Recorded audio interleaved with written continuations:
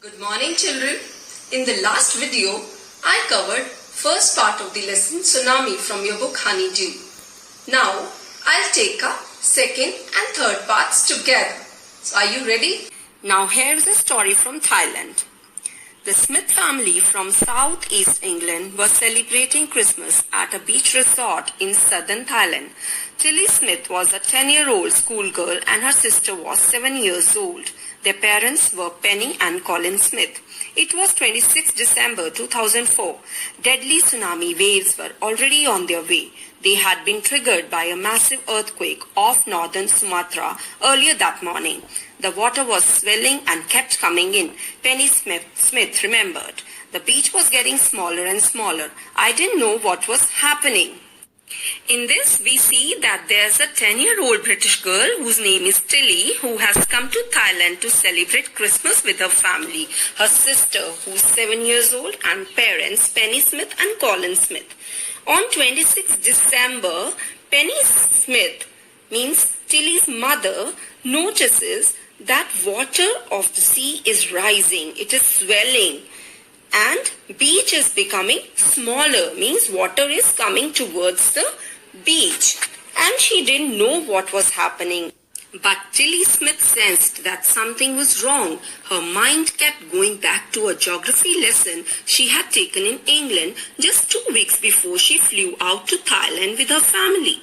Tilly saw the sea slowly rise and start to foam, bubble and form whirlpools. She remembered that she had seen this in class in a video of a tsunami that had hit the Hawaii Islands in 1946.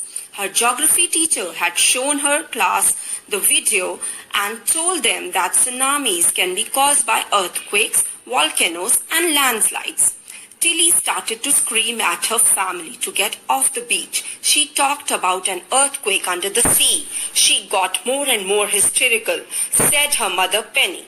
I didn't know what a tsunami was, but seeing my daughter so frightened, I thought something serious must be going on. Tilly's parents took her and her sister away from the beach to the swimming pool at the hotel. A number of other tourists also left the beach with them. Then it was as if the entire sea had come out after them. I was screaming, "Run!"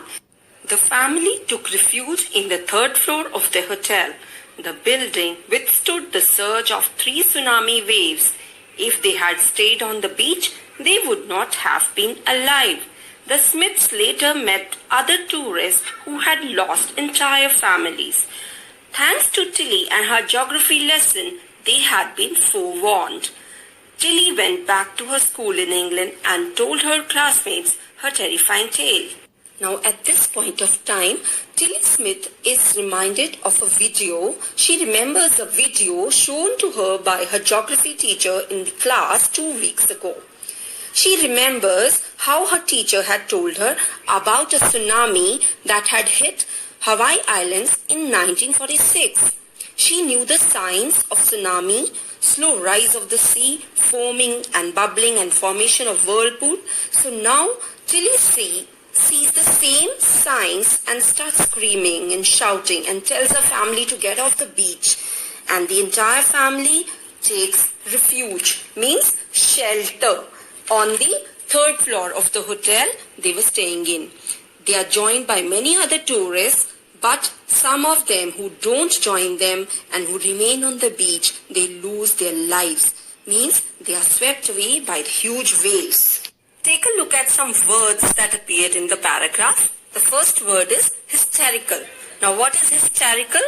A state of uncontrolled emotions. So when you are not in control of your emotion, you get hysterical.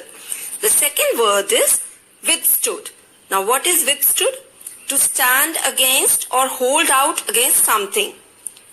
The next word is whirlpool. Now what is whirlpool? A quickly rotating mass of water in a river or sea caused by meeting of conflicting currents.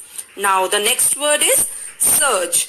Means force, momentum. So children, I hope these words are clear to you. Let's read third part of the lesson now. Before the giant waves slammed into the coast in India and Sri Lanka, Wild and domestic animals seemed to know what was about to happen. They fled to safety. According to eyewitness accounts, elephants screamed and ran for higher ground. Dogs refused to go outdoors. Flamingos abandoned their low-lying breeding areas, and zoo animals rushed into their shelters and could not be enticed to come back out. Many people believe that animals possess a sixth sense and know when the earth is going to shake. Some experts believe that animals' more acute hearing helps them to hear or feel the earth's vibration. They can sense an approaching disaster long before humans realize what's going on.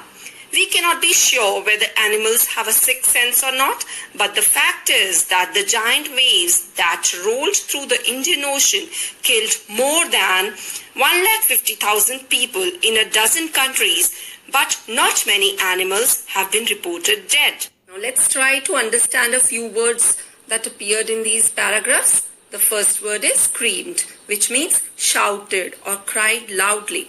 The second word is abandoned, means left. The third word is vibration, means sensation. Next word is enticed, means attracting someone by offering some advantage.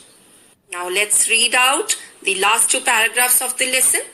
Along India's Cuddalore coast, where thousands of people perished, buffaloes, goats and dogs were found unharmed. The Yala National Park in Sri Lanka is home to a variety of animals, including elephants, leopards and 130 species of birds. 60 visitors were washed away from the Pathanangla beach inside the park, but no animal carcasses were found except for 2 water buffaloes. About an hour before the tsunami hit, people at Yala National Park had observed 3 elephants running away from the Pathanangla beach. A Sri Lankan gentleman who lives on the coast near Gal said his 2 dogs would not go for their daily run on the beach. They are usually excited to go on this outing, he said, but on that day they refused to go and probably saved his life. So that was all. Now there are 2 words in these 2 paragraphs which need to be understood. The first word is perished, means died, and the second word is carcasses. It is a plural of carcass. Now what is a carcass? It's a dead body of an animal. So I hope you all understood this. In this part, we are told that some people believe that animals can sense the coming of a tsunami or any natural disaster. More than 150,000 people lost their lives in the tsunami of 2004, but not many animals were reported dead. It is said that their sixth sense warns them of the danger and they run for life. For example, we read that in Yala National Park, Sri Lanka, no animal carcasses were found after the tsunami. It was reported that 3 elephants had run away from the beach an hour before the tsunami hit. So means they came to know of the tsunami before humans realized so. Similarly, 2 dogs of a gentleman living on the coast near Gal refused to go for their daily run, for their daily outing on the beach on the day of the tsunami, and in this way they saved their master's life. So children, did you notice how much destruction is caused by a tsunami? Not only tsunami, there are so many other natural disasters like earthquakes, landslides that keep occurring from time to time. We cannot stop them. What we can do is, we can stay alert all the time and minimize the destruction caused by them. With this, we come to the end of the lesson. I hope you all understood it well. That's all for now. I'll be back with some more lessons. Till then, stay alert, stay safe.